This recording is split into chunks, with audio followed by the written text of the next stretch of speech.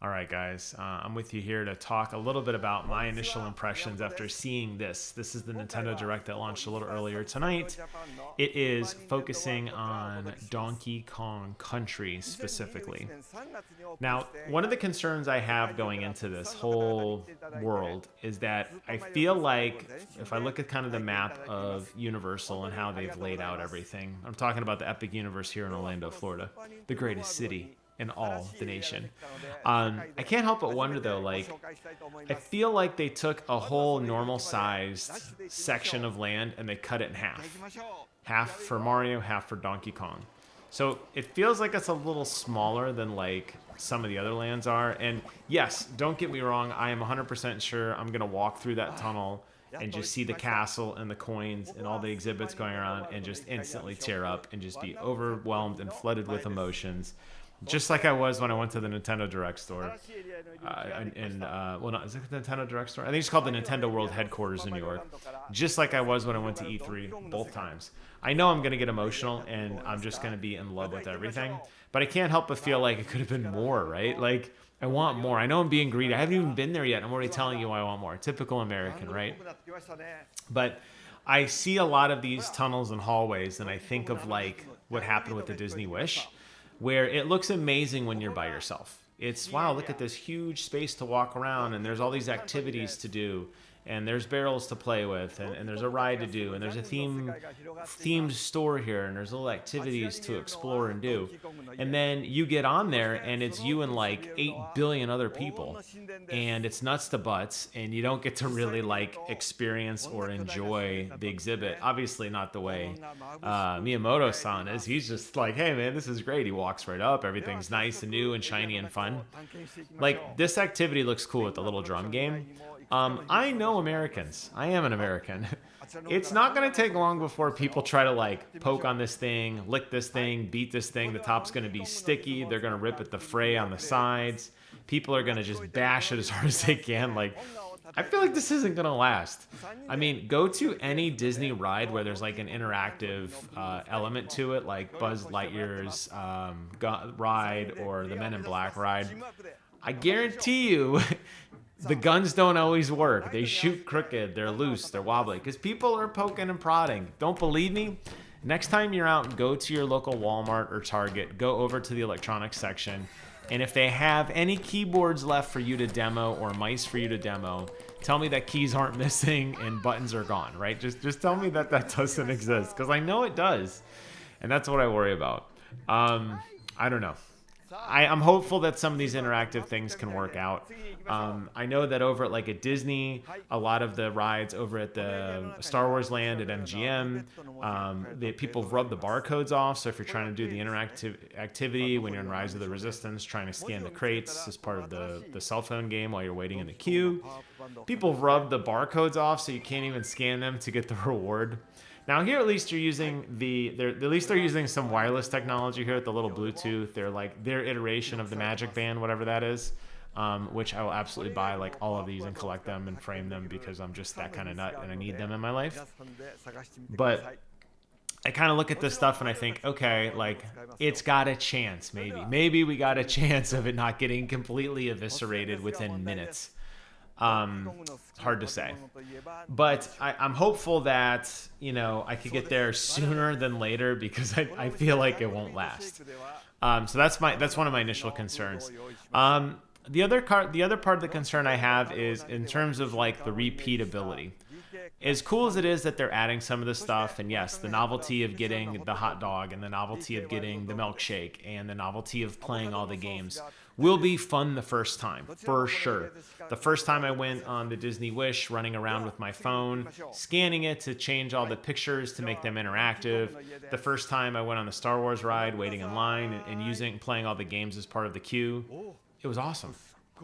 I loved it. I thought it was a really, really fun thing, and I really enjoyed it. But it didn't last, and I found that I wasn't going back for that. I was going for other things.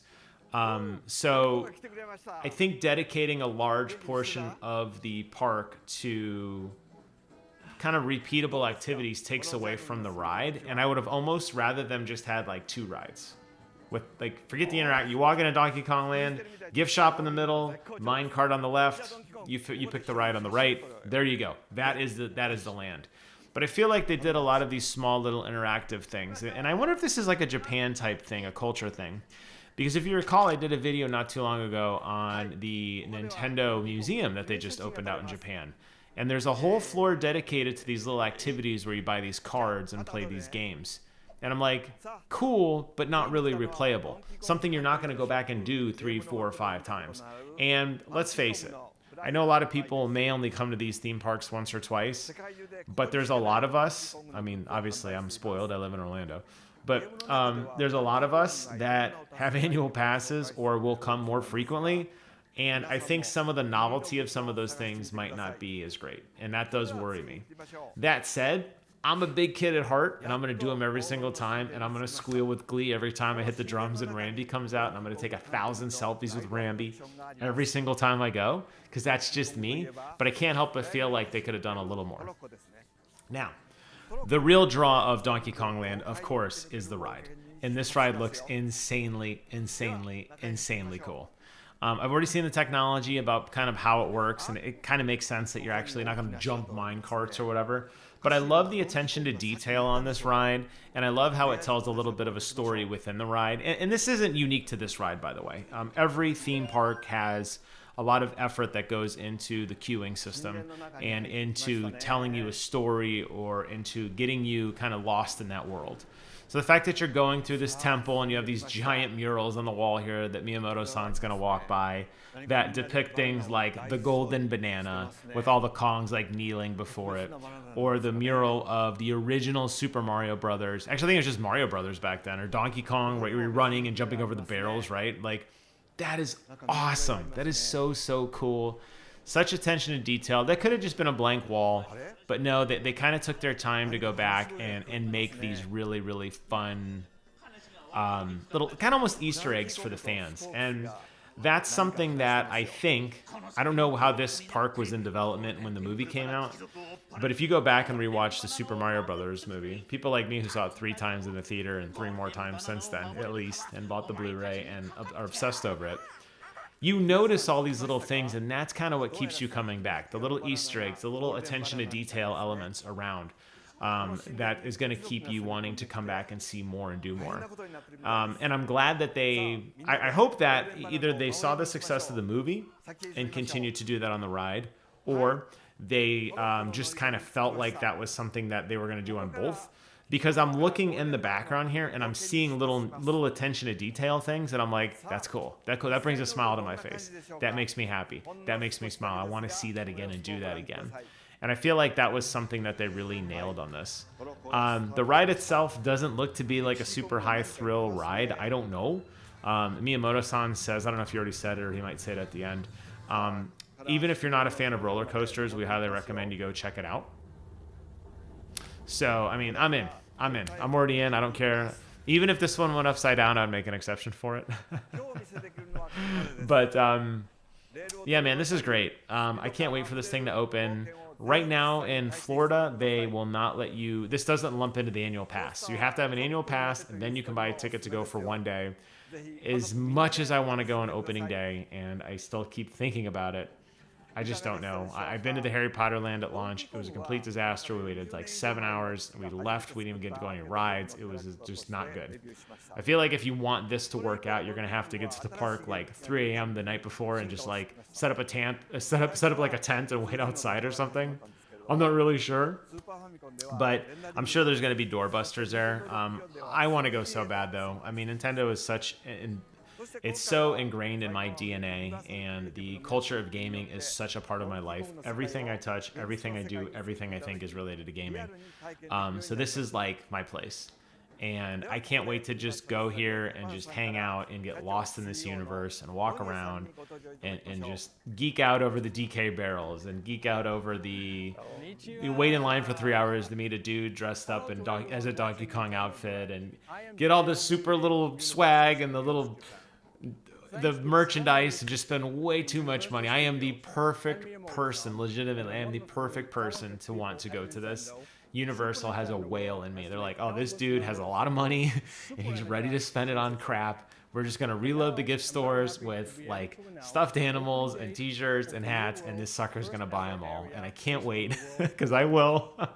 And then I go do the exact same thing again over at Nintendo or Mario Land.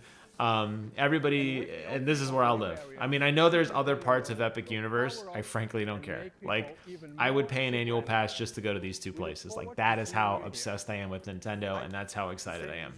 But as far as the first look goes and them framing it and showing it off, it brings a smile to my face. Despite the initial criticisms I said at the beginning of this video, I can't wait. I'm so thrilled that this came to fruition, and I can't wait to go and ride the ride and be part of this universe and just hang out with 8 billion of my best friends from Nintendo. And you know what they need to bring back as I close out this video? They need to bring back the Street Pass, because if you had your 3DS here, dude, you would rack up friends like you wouldn't believe.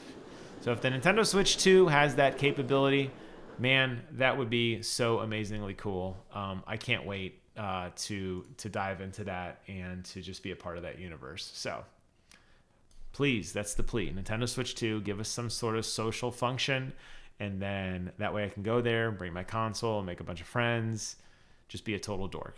Back to gaming. Like I said, that's what I do. All right, that'll wrap up today's video.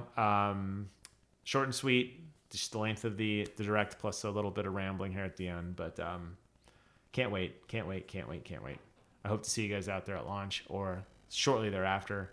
I will be a staple there. Absolutely. Have a good one. Take care of yourselves. And until next time, I will see you guys on the other side. Bye-bye.